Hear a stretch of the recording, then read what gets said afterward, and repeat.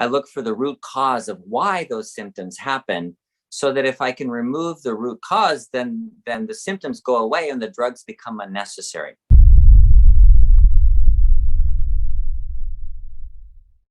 They're told by their doctors, oh, you're just going to have to take this pill for the rest of your life. And what I do then is I ask the question, why? Wow. Sifu, that is amazing. That is like, I have come to that same conclusion as I work with other people. There is no one size fits all for everyone. There just isn't.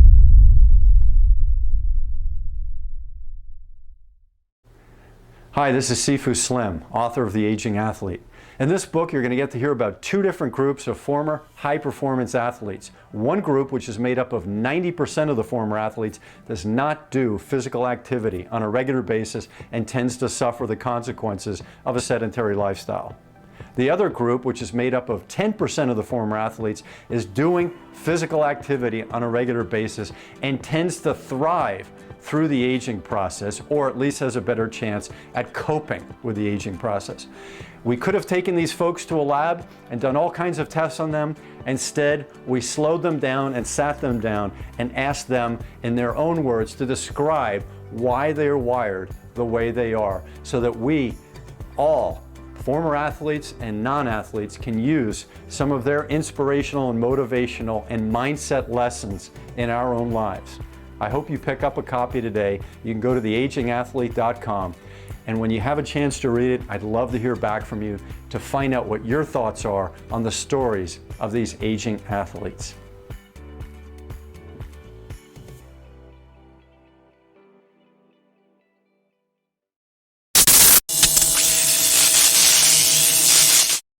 Hi there, this is Sifu Slim, and I am delighted to be here with you today to share some stories of health, wellness, overcoming obstacles, listening to your body, and listening to the information that is out there provided to you by the experts and people who follow the experts. And people have information through their own case studies, which is one of the greatest sources in the world for people in the medical community and the therapeutic community, what works for their own patients with similar circumstances. So I am joined at Sifu Slim on the YouTube today by Dr. Scott Saunders, who's a functional medicine doctor in Santa Barbara, California, having formerly practiced years ago down in Southern California. And I got to hear the story why he came up to Santa Barbara. So Scott, say hello and maybe share a little bit about your journey. Well, hi, Sifu. It's great to be here. I have been in Santa Barbara since 1995. Before that, I was down in Los Angeles at UCLA in medical school and then residency in Northridge Hospital. So I worked in the Valley, and then I've pretty much been in any kind of practice. So what I got my degree in, a medical doctor, and then I did a family practice residency program. So I learned like the full spectrum of medicine. And I worked at the County of Santa Barbara in Lompoc. I had my own urgent care. I've done anything, delivering babies. I've delivered a couple hundred babies. I've done, the full spectrum of medicine. And as I look at things, I look at what really helps, what really gives a benefit. And I figured from my perspective, the way that I work, the best way I could practice medicine was to find the root cause of illness. So instead of looking for the symptoms and treating the symptoms with drugs, I look for the root cause of why those symptoms happen, so that if I can remove the root cause, then the symptoms go away and the drugs become unnecessary. And I can do that with all kinds of things, with Alzheimer's disease and Parkinson's disease and cholesterol and hypertension and migraine headaches and irritable bowel syndrome and all kinds of things that plague people over a long period of time, that they're told by their doctors, oh, you're just going to have to take this pill for the rest of your life. And what I do then is I ask the question, why? why do you have high blood pressure? And if we find out, oh, you have adrenal problems, let's fix the adrenal glands, you won't have an issue anymore. Oh, you have kidney problems, let's fix that. Oh, you have a magnesium deficiency, let's fix that. Sometimes they're really easy fixes, and it's kind of fun. I love it because I get to investigate every single person. That's wonderful, Dr. Saunders. Thanks for sharing that. And along the way, you amassed a family of many children. So maybe you could share the life and times of your family and how you're able to be a full-time doctor helping a myriad of patients and keeping your staff, your employees empowered. Well, family, yes, I amassed a family is what I did. So I've been married twice, and in my first marriage, I had 4 children, and then we got divorced, and I married my current wife that I've actually known for 30 years, since a long time ago. She was the best friend of, she was the wife of my best friend from college, and they had 9 children, and he died of lymphoma. And then right about the same time I was getting divorced. So then Karen and I got together, and now we have 13 children together.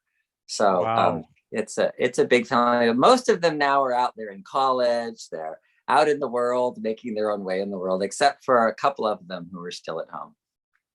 That's fascinating. We could do a whole podcast just on the life and times of your family, and how you maybe do webinars instead of phone calls. Like most of my friends who have 3 kids, they'll have 2 that want to stay in daily contact, so they only have to worry about 2 phone calls per day. But if you had a number of kids who wanted daily interaction or common, more frequent interaction, I guess you'd have to move to a webinar format.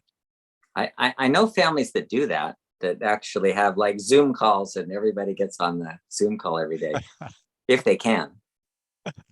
So from what you told me and all the different realms of medicine that you practice, Dr. Saunders, and then listening to the stories, and then prescribing things and testing things and following the case, it would seem to me that patience is one of the most pivotal things, the most important characteristics of someone in your field.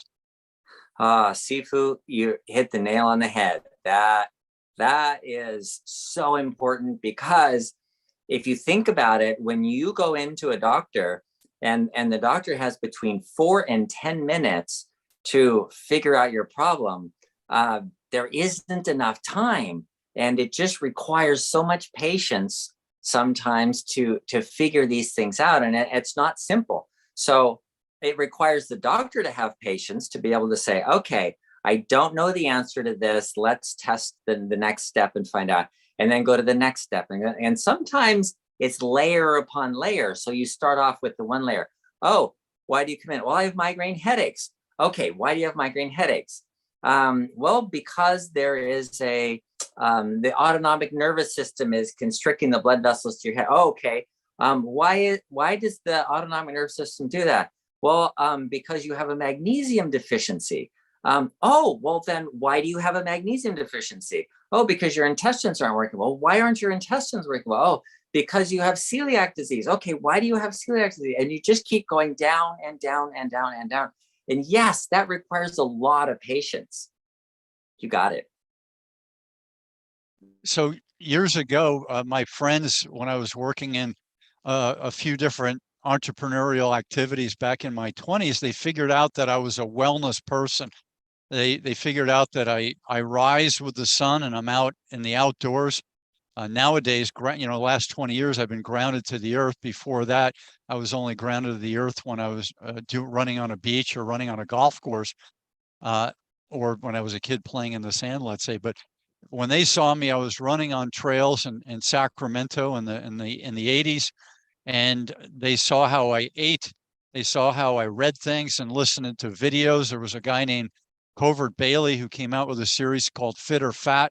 I was fascinated with him, so I would get his videos. And back in the day, we would order videos to gain our information. And then if I met doctors and then people were giving seminars, I could go to them. But before the internet, you had to hunt and peck for your information and to stay up on things. So they figured out I was a wellness person, and some of them started, wanting to come out and go out on exercise programs, hear my story. When I went out to dinner at a pizza place, I would do pizza differently than a lot of them would, and they would see that, and they would, they'd kind of be fascinated with it. But I guess being wired as a wellness person, I was also wired as a person who was going to age differently than maybe the massive population who was just doing the standard American diet, the go to work and be in a cubicle, be high stress, the more is more mentality, whether it was money or working hours or attending your kids' sporting events, the more is more paradigm seemed to invade us, and it's still going. Whereas I took the less is more approach, more like a hunter-gatherer lifestyle, and I seem to resonate with that. So maybe share your journey, and if you've heard other people living kind of like I do, I would call myself sort of a hunter-gatherer with a laptop, so I can do my research writing and my coaching of people. Well, okay, Sifu. Yeah, that's a tall order. Okay, so I'm not a hunter-gatherer. I am an investigator. So what I do differently is I take something like, somebody came in and asked me a question last week, and she asked, so what does the DHEA, how does that change during my menstrual cycle? And I'm like, I don't know. So I start doing investigation. I look on this website and that website, and I look on, the National Institutes of Health, the National Library of Medicine. I look everywhere I could find it, and finally I find at least one study. And usually I'll look for more than one. I don't like just saying, oh, this one study showed this. I'll look for more, and if it seems to be corroborated, then I still don't take that as truth. I take that as, well, maybe. That kind of, leans me in that direction. That's a maybe. Well, there were several that showed a pretty good, stable DHEA with the menstrual cycle. So I said, no, that's not going to change. So it doesn't matter which time of your cycle you're on that we take the DHEA test, because hers was high. So, and that's an important bit of information. So I took time to investigate it. And there was one time where I investigated for somebody. She called, and well, we were discussing again, like her lab tests, and she asked a question and go, well, I don't know the answer to that. I'll investigate it and get back to you. And so we finished up, and then I went into it and did all the research, and found the answer. And I sent her a text. Okay, here's the answer. She's like, wow, that was fast. I was expecting like, in a week or something. It's like, no, I need to know, because it's not just for that person that I need to know. Other people are going to come up and they may not have the question, but I need to know that information. So I investigate everything as deeply as I can to find answers. How deep does this go, and keep asking questions. Great way to do it. So that's I would guess that's what the good researchers, the good doctors, the good therapists are doing. They're digging deep. And I would say that what I've done is I've created sort of the guru thing. I had the questions when I was young. I had the intentions. I had the holistic philosophy.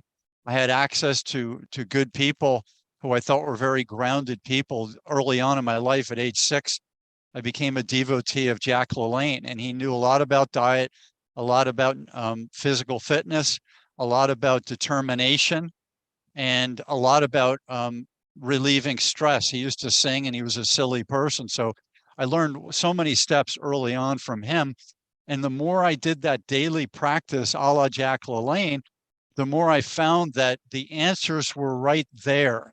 And so if things were working, I used them. And if things weren't working, I would put that aside and I'd re-examine it. And so it happened, like for my physical fitness stuff, I started doing more weight training with what they call overload training. And then by age 18, that's the time where your testosterone's fully flowing. And at least in my generation, and when I was in the late 70s, turning 18, that's the time where you're putting on the mass. And then I realized that I wasn't built like a linebacker from the kids on my football team. I was built like a runner or a dancer or Michael Jackson or Gilligan. So these heavyweight exercises that I were doing, they were making me clunky and stiff and breaking down my joint activity. And so I had to use what worked and forget what didn't. So using what worked was more body weight exercises, more flexibility, more focus, more yoga type things, and less heavy overload training. Tell me what your thoughts are on self-discovery and using what worked, Dr. Saunders. Wow. Sifu, that is amazing. That is like, I have come to that same conclusion as I work with other people. There is no one size fits all for everyone. There just isn't. It's just, that's not the way biology is. Biology is like I was saying before, every single individual is different. And as much as I love Jack LaLanne, and I still, I watch those videos from the 1950s, and I'm like, the dude was a prophet. I mean, he was way ahead of his time. He was predicting the future so well. He was saying, look, get off sugar. It's bad for you, and it's going to get worse. And I'm like, oh my gosh, here I am 60 years later, watching his video, and he was right on. It was just amazing. I just love Jack LaLanne. But same thing. I'm not built. I'm not a bodybuilder, and I've tried lifting weights, and it wasn't for me. But yoga, stretching, running, I do really well with running. So yeah, each person's going to be a little different. And discovery, it's a process of discovery. I wrote an article last week about how our emotions affect our illness. And it was based on a friend of mine that came to me who had a right shoulder pain. And I said, did you injure it? He said, no. I said, well, why does it hurt? He said, I don't know. I had an MRI scan, and they say I have a rotator cuff tear. How do you get a rotator cuff tear when you don't do any workout? You don't do any heavy lifting or anything. How do you tear a rotator cuff? You could lift 1,000 pounds and not tear one of those tendons, but he was getting tears. And so I explained to him that it's the blood flow, that when you have a lack of blood flow, those tendons get micro tears every day, and you're not repairing them. They're not going back to normal again. So then he said, well, then why does that happen? I said, well, because your autonomic nervous system is closing the blood vessels and not allowing blood flow. Well, why does that happen? And so we went into a book. It was by Louise Hay, and she wrote a book called Heal Your Body. And it's like different areas of the body, what it means. And so I said, okay, so the shoulder means loss. So you've had some kind of loss, and you're not expressing this properly in your emotions. And the right side is your power side or masculine side. The left side is your support or feminine side. So he said, okay, right side, power, masculine, loss. Yeah, I lost my job last year, and I've not been able to find a job. And I've been driving for Uber, but my wife's supporting the family because it just doesn't pay the bills. And he says it's been really frustrating. And so he expressed that frustration. So next time I saw him a couple of weeks later, he had a perfect range of motion going, look, my shoulder works. It's all good. I said, what happened? He said, I got a job. He said, I found an accountant, and I'm a bookkeeper, and I got a job, and I got a bunch of clients, and it's working really well. And the pain went away within a week. After months of pain, it went away within a week.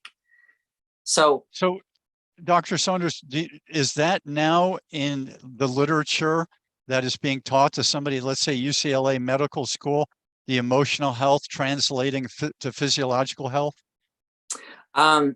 It's all over, but not in medical schools, because medical schools are paid for by drug companies, and drug companies only allow a certain curriculum to happen because they write the curriculum essentially for medical students.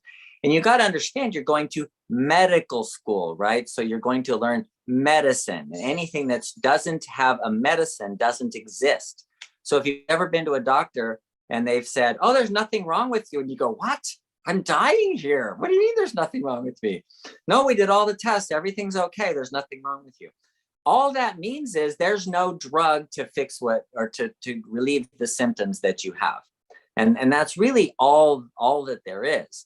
So no, they're not teaching it in medical schools, but I have seen like around, there's a lot of work by Dr. Sarno. John Sarno had done a lot of work called tension myositis syndrome, which is how the emotions cause the blood vessel constriction and cause pain, especially back pain is what he was working with primarily. But then he's like, wow, this is big. And as he explored it more, there's fibromyalgia, neck pain, migraine headaches, abdominal pain, abdominal migraines. All those things were all blood vessel constriction problems and autonomic nervous system problems. So I have had gastroenterologists tell people, look, you've got to deal with this on an emotional level, because that's the problem. I had somebody with back pain go to an orthopedic surgeon who said, look, I can do surgery, but you're still going to be in pain until you fix the emotional part of your problem and get the blood flowing there, because if the blood doesn't flow, I can cut, but you're not going to heal. I was like, wow. So yes, it is getting out, but not in medical schools. Wow. Yeah, that's good information. And the history of propaganda, it certainly fits in with the dispensation of knowledge and wellness gems. It's just amazing to me that you can't go to medical school. Historically, I don't know what it's like the last few years, but I know, I think from what you've said and what other people have told me, that the education on nutrition was very limited in medical school. I think at one time it might have been 4 days. Yeah, something like that on nutrition. And it's so funny. It cracks me up when they have like supplements, for example, they're advertising supplements and they say, ask your doctor. Like, the doctor doesn't know anything about that. You know, vitamin B3. What does a doctor know about vitamin B3? Niacinamide, niacin. How does niacin go to niacinamide? Where is that used in the body? What is nicotinamide, iodine dinucleotide? You know, they may not even have heard the terms, much less know what to do with it and how much you need. It's really funny sometimes when they say, ask your doctor. Like, really? Yeah. So I had the great opportunity to spend 4.5 years on my research in my first book called Sedentary Nation, which is the history of physical movement from the first upright walking non-apes to through the hunting and gathering people, through the farmers, through the Industrial Revolution, and now to the couch, desk, and car potato folks. And I tell people that, you know, my physical program, you come out and I'll do a coaching session with you. It'll be very balanced. You will feel good, mind, body, and spirit, and you will feel invigorated at the end. The hardest thing for me is not the physical training. It's the sitting in a meeting or sitting on a flight that lasts for 5 to 8 hours. Those are the times that I feel the less well. And imagine your sits bones and the hip pressing down on a glute muscle and all the nerves and all the tissue for a long flight. And I don't have a big fleshy butt, so my bone is really piercing, you know, with limited tissue between that and the seat.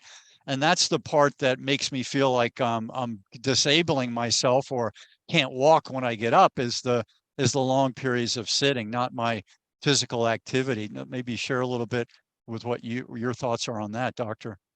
You know, that's funny. I had the same experience.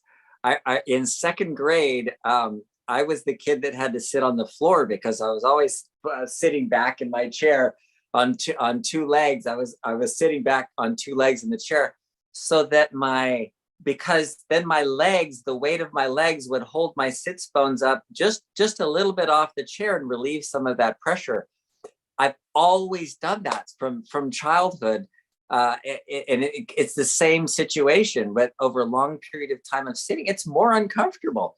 And I thought about that, and I thought, you know what? I don't do well sitting for a long time. I don't do well lying down for a long time. I go to sleep. Same kind of thing, where the bones push against the whatever skin or muscles or whatever, and you're not getting good blood flow, and then it starts hurting or feeling queasy, like you get like restless leg kind of things, and so you have to turn over. And when I wake up, I don't want to lay there. I get out of bed and I do stuff, and I have to be on my feet a lot of the day, and that's really helpful. But that's a part of blood flow, and how important blood flow is to every portion of your body. Do you know that 60% of people who have heart attacks, and I'm talking about heart attack where the muscle is dying, is due to the brain telling the autonomic nervous system to shut off the blood flow to the heart. The blood vessels actually constrict, not allowing the blood flow to the heart, and the heart muscles dying because of it. This is not a small problem. This blood flow issue and the emotional control that we have over those blood flow issue is huge. Yeah, that's really good to know. Our fellow friend Steve Abbey, I talked to him about my research on this project that I've been doing since 2009 called The Aging Athlete Project. And I said, when I asked them the question about physical activity, I say daily physical activities, because if you go from elite athlete or elite military or Broadway dancer or general contractor, you're used to moving all the time. And just like you floss your teeth every day, I think it makes sense to move frequently every day. So every bathroom break, I'm doing some type of movement and stretches, a workout in the morning, a plunge in the ocean when it's doable, and then, maybe a physical activity before dinner, and then some stretching before I go to sleep. So lots of physical activity. It's all good for the mind, body, and spirit, and it makes me a happier camper and makes me nicer to people.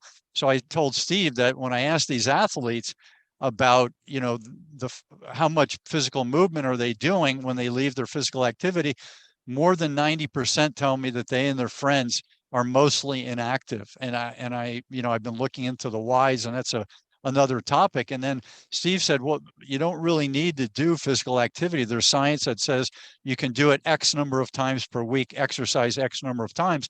But what I'm trying to explain to him is that our own mind, body, and spirit needs it. It's not just about fat loss. It's not just about strong joints and bones. There's this whole thing, just like the dog needs 3 walks a day. We know that. And if he doesn't get that, or she doesn't get that, they're a different type of dog. So how do I explain that to people who are just looking at the science of exercise physiology and talking about the limited side of physical activity versus what I think is more like a hunter-gatherer or the way we treat our pets? Yes, Sifu, that is so important. I was reading recently some research that's being done on how the metabolism changes with exercise.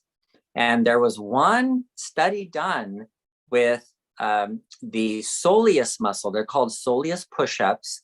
And all they are is you're sitting in a chair. You can be sitting in a chair, and you go up on your tippy toes and down. And you go up on your tippy toes and go down. And you don't have to do it fast, just slowly up and let it down, and then slowly up and let it down. And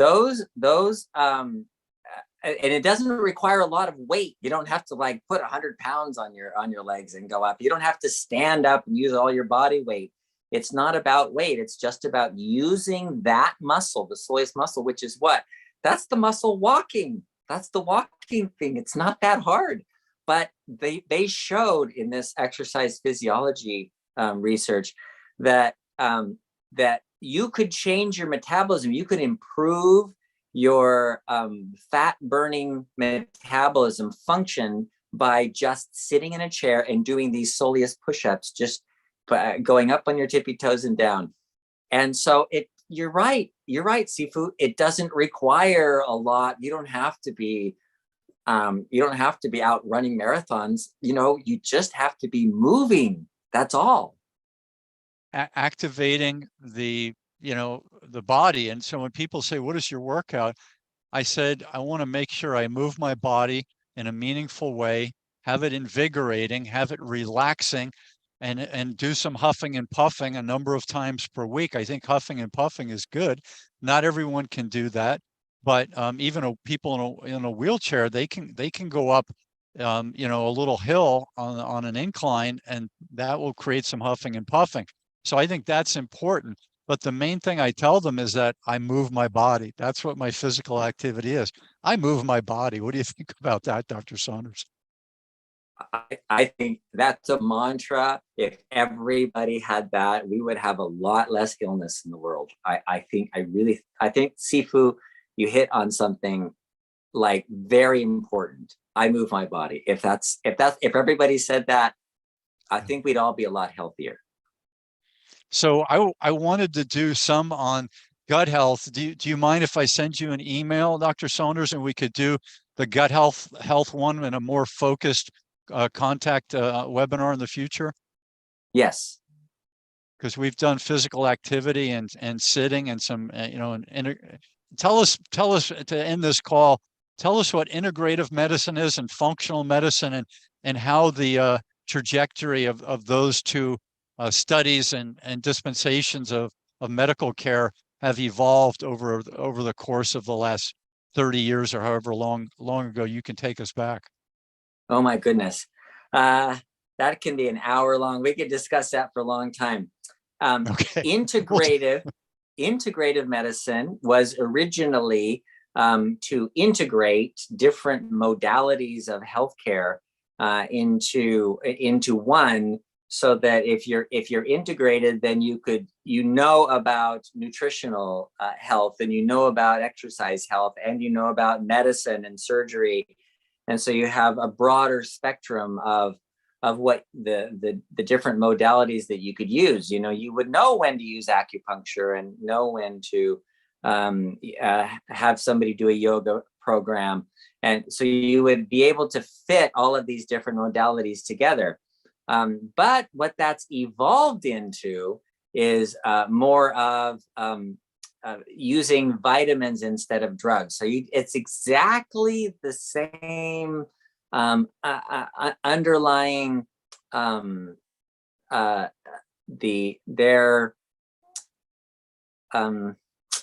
paradigm. What's that paradigm? Their paradigm is exactly the same, only instead of treating symptoms with drugs, you treat symptoms with vitamins. So I've gone further on into a more functional program, and functional means restoring function, and that's the idea of it. But now that's evolved into, well, I have a program, a wellness program, and when you come in to this functional doctor, you do his wellness program, and that's all he does is this wellness program. And you go to that functional doctor, and he does that wellness program. And so even the functional medicine has evolved into you get what I do kind of thing.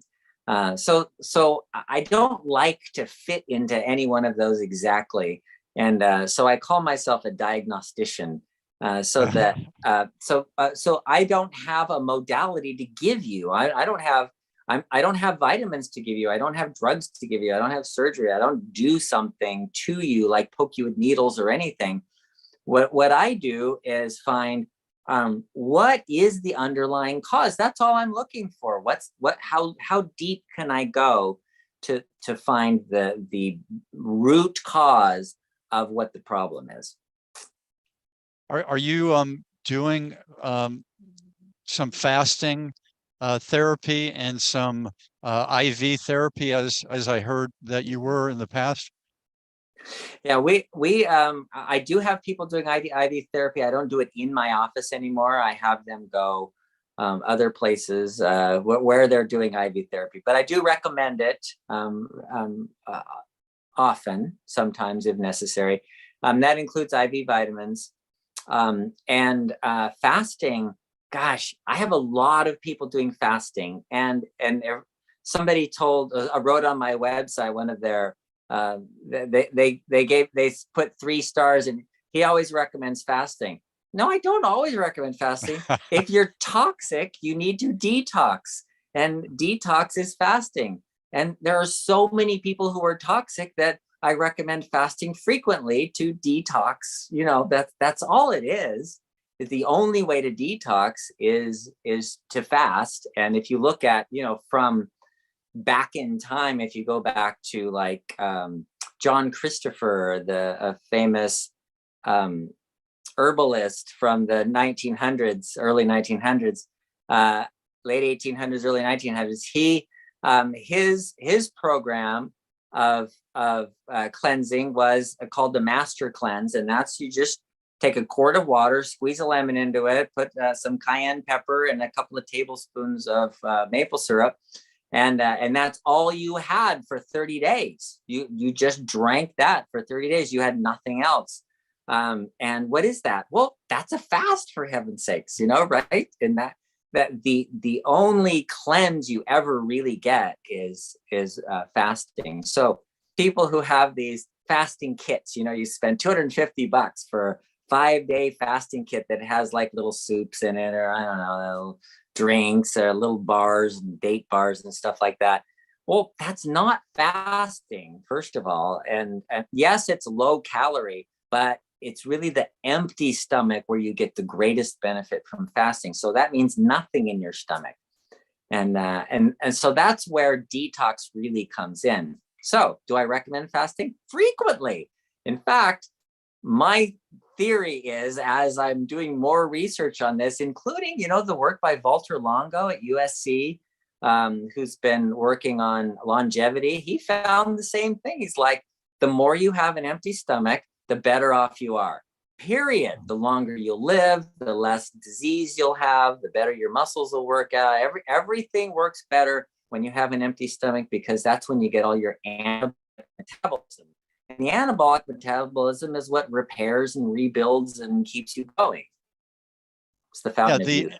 The empty stomach, what rings in people's head is hunger and no energy. And I say, look, if you know how to be fat adapted and to tap into your fat stores and to get the glycogen from your muscles, from your liver and other places, convert the fat to sugar and do all those things. And if it works like clockwork, even a thin guy like I am, who does consume a lot of calories, I'm down to the last few days to 1 to 2 meals per day, and I'm not losing energy and I'm not feeling hungry. I eat big portions when I do sit down, but my bloodstream is full of all the nutrients and the fat and the sugars that I need to power my system, to power my brain, to allow me to think, all these things.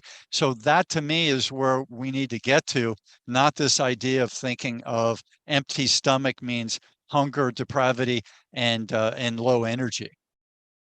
Exactly. Sifu, you're on. And I'm glad you're doing it too, because that's called intermittent fasting, and that's a great way to do it. You know, the more you have an empty stomach, the better. That's wonderful. So I'm going to end this by I'll say what I'm reaching out for, and I'll name my website. And at the end of me, then Dr. Saunders can share what he's reaching out for and a little bit about his website. So I am open to interview any sports and athletic experts, including athletes, sports psychologists, orthopedists, trainers, coaches, etc. If you have any cool folks, kindly have them reach out to me at theagingathlete.com. I'm also available for online coaching in wellness and in fitness and in mindset.